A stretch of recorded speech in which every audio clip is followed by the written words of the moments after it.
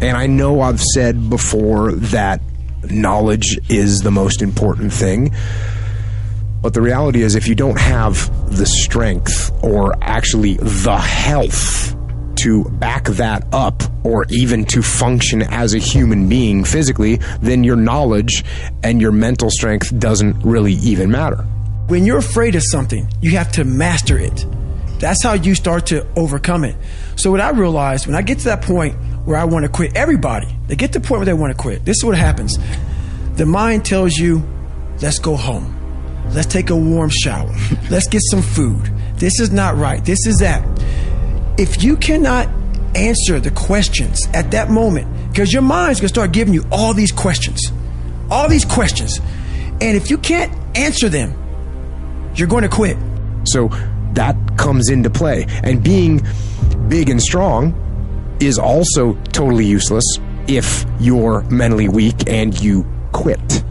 Now, being mentally strong should actually lead you to being physically strong, because if you are mentally strong, then you can work and train to become physically strong.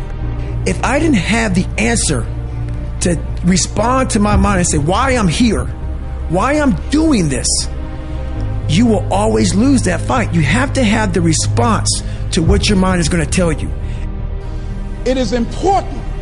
In the area of motivating yourself, it's important to know why you're doing it. Because that mind will say, why bother? Why go through all this? This is too hard. No, throw in the towel.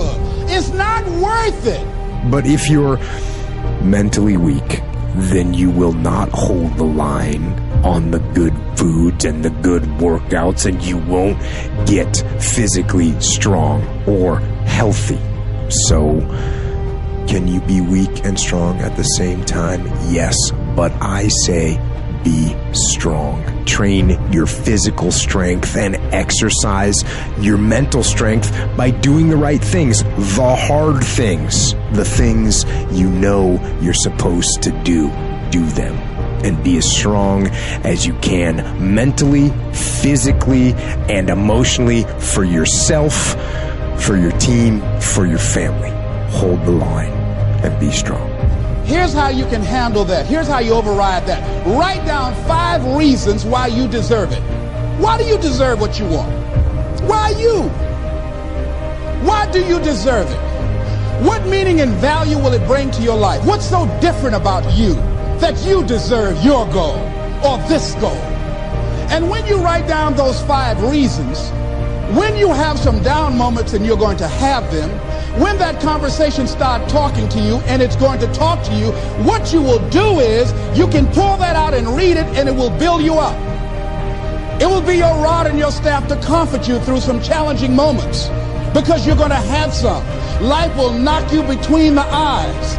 It will catch you on the blind side, come out of nowhere, stuff you can't anticipate that will knock the wind out of you. You want to give up. That's why it's important for you to work on yourself, listening to tapes, building yourself up, talking to yourself with power, feeling, and conviction, building yourself up day in and day out, because it's coming. Life will send you some curves you cannot anticipate. Nothing fails like success. You're successful, maybe it's in your health, maybe it's in your finances, maybe it's in your career, maybe it's in your family life, maybe it's in the way that you show up in the world. Awesome. You're in a really vulnerable place right now. It is one thing to be successful. It is another thing to sustain success over the coming decades. Is that not a powerful idea?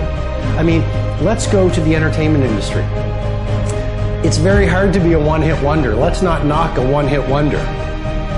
But it's even harder to become an iconic rock band or hip-hop band. Let's go to the arts. It is very hard to come up with your Sistine Chapel. Got it. It is even harder to become a Michelangelo. So are you playing the short game or are you playing the long game? This is rule number 2, or lesson number 2 that life has taught me. Play the long game. Aim for legendary. Don't just say, I want to be world class in my dominant pursuit for a little window of time. Say, I want to have the guts and the grit and the acumen and the mindset and the capability and the commitment to create enduring success. And that's why I say nothing fails like success. You look at the restaurant that is hot in your neighborhood right now. They're on the path to obsolescence if they're not really careful. Sure, they went from a little neighborhood shop that made beautiful pasta, that had great service, that had the owner on the floor, shaking your hand, getting to know your name. Then they got written up in the magazines, and then they got interviewed, and then word of mouth spread like wildfire. And what happened? They became arrogant. You see, success can be so toxic. And it happens, it is such a pull on every human being. It just plays with your mind. And you literally shift from humility to arrogance. You shift from humility to arrogance. And once the arrogance sets in a mindset, it starts to populate every other person on the team, every other person in the culture, every other person in the community. And it is a very short fall from success to irrelevance. So lesson number 2 is nothing fails like success. As you become more successful, become more humble. As you become more successful, work even harder. As you become more successful, care even more about your product. As you become more successful, learn even more. I invite you, when you are the titan of your industry, be sitting in the room with 18-year-olds beginning their game. When you are the icon of your field, be the person who is up, not at 5 o'clock anymore. Let's play at 4 o'clock, reading, listening to the podcast, writing in your journals, setting your goals, focusing on your intentions. As you become more successful, be more humble. As you become more successful, be even more punctual. As you become more successful, become even more passionate. As you become older, become even younger. Yesterday I was walking on the street and I met this man in his 80s. He said, Robin, I finally retired. He's probably close to 90. And he is a legendary clothier in the country that I live in. And he just retired. And he started his shop, which is now an empire, in 1954. So I don't know what that is, but that is decades and decades and decades and decades. And he did not want to retire. He just retired, but he is still on fire to do amazing things. Age is just a number. Do not let an old person into your body. Nothing fails like success. I think it's garbage because at some point we all bought into this lie that you got to feel ready in order to change. Yeah. We bought into this complete falsehood that at some point you're going to have the courage. At some point you're going to have the confidence, and it's total bullshit. Frankly, are we allowed to swear on this show? Okay, it's complete garbage. And so there are so many people in the world, and you know, you may be watching this right now, and you have these incredible ideas, and what you think is missing is motivation, and that's not true.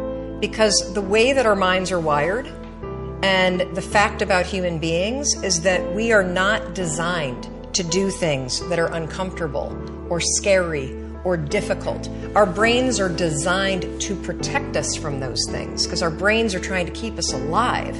And in order to change, in order to build a business, in order to be the best parent, the best spouse, to do all those things that you know you want to do with your life, with your work, with your dreams, you're going to have to do things that are difficult, uncertain, or scary, which sets up this problem for all of us. You're never going to feel like it. Motivation's garbage. You only feel motivated to do the things that are easy, right? Why do you think that is? Oh, I know exactly why that is. Because I've studied this so much, because for me, one of the hardest things to figure out was why is it so hard to do the little things that would improve my life? And what I've come to realize, and what we'll talk a lot about today, is that the way that our minds are designed is our minds are designed to stop you at all costs from doing anything that might hurt you. And the way that this all happens is it all starts with something super subtle that none of us ever catch. And that is with this habit that all of us have that nobody's talking about. We all have a habit of hesitating. You can truly trace every single problem or complaint in your life to silence and hesitation. Those are decisions. And what I do and what's changed my life is waking up and realizing that motivation's garbage. I'm never going to feel like doing the things that are tough or difficult or uncertain or scary or new. So I need to stop waiting until I feel like it. And number 2, I am one decision away from a totally different marriage, a totally different life, a totally different job, a totally different income, a totally different relationship with my kids. Your life comes down to your decisions. And if you change your decisions, you will change everything.